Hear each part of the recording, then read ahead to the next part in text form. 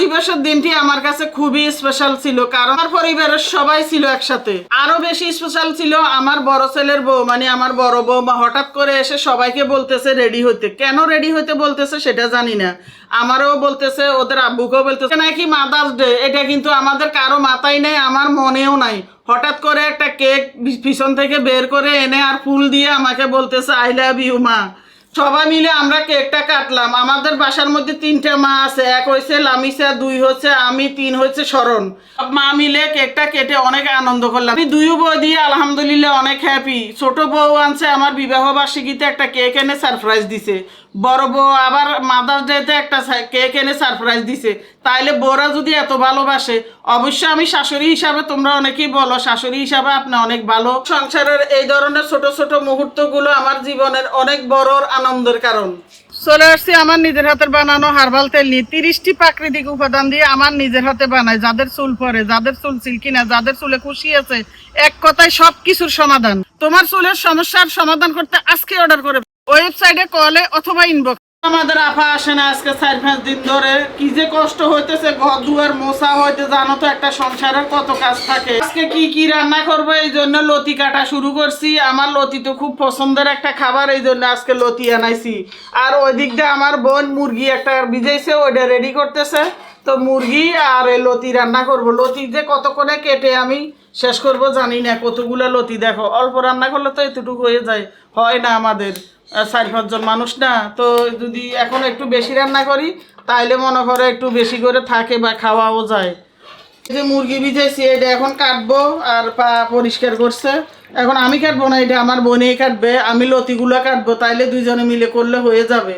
এই কাঁঠালটার কাহিনী কি ঘটে গেছে তোমাদের আমি বলি। সেদিন তো চিড়িয়াখানা না, বোটানিক্যাল গার্ডেন, চিড়িয়াখানা না, বোটানিক্যাল গার্ডেন থেকে আমি আনছি আডরা খাওয়ার জন্য। আডারও তরকারি দিয়ে, সবজি দিয়ে, আমাদের দেশে যেটা খায়। কাহিনী হচ্ছে আজকে 2-3 দিন ঘরে ফেলে রাখছি এই তরকারি খাওয়ার জন্য। কেউ রাজি নেই, ওদের আব্বুও রাজি নেই।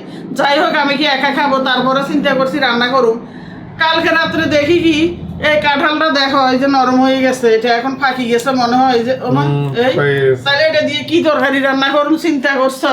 ওই লোকটা কইছে যে এটা কাঁচা তরকারি খাবে না, এটা পাকবে না। এখন দেখি কি এটা পেকে গেছে। যাই হোক, পাকাটাই খাই। এখন দেখি কতটুকু কি কোয়া টোয়া ভিতরে হয়। এই বছরের প্রথম কাঁঠাল না, জাতের হইব না গো, ভালো না।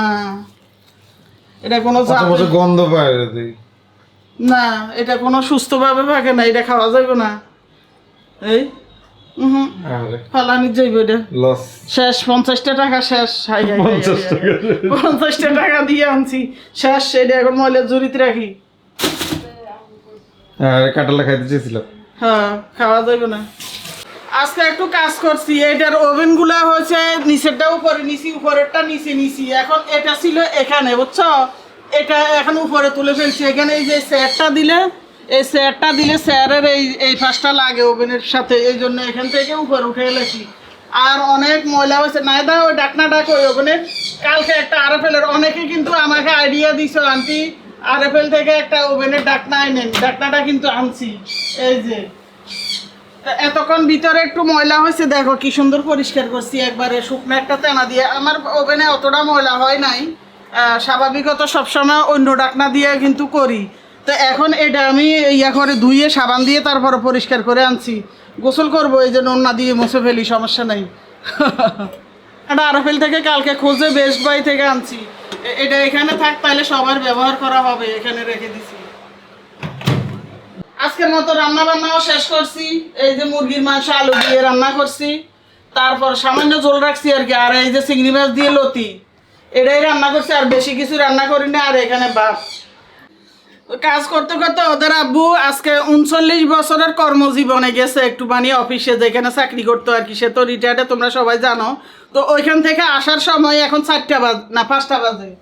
আসার সময় একটু আগে একটা তরমুজ নিয়ে আসছে। আমি বলছি যে খুব ভালো একটা কাজ করছো জীবনে, তরমুজ এমনিতেই আমার খাইতে মন চাইছে। তো এটা শেষ হয়ে যাইতেছে, কিন্তু তরমুজের দিনও শেষ হয়ে যাইতেছে। আর এমনিতে আজকে খেতে মন চাইছে, ওনারা বলতাম যে একটা আনো, কিন্তু ভাগ্যবেলা না বলাতে নিয়ে আইছে। এই জন্য অনেক খুশি, মনের কথা বুঝতে পারছে। এখন এগুলো কেটে একটু ঠান্ডা হোক, তারপরে আরো পরে খাবো ইনশাল্লাহ। এখন রাখি, এখন কাটবো না, এটাও রাখি, এখন থাক।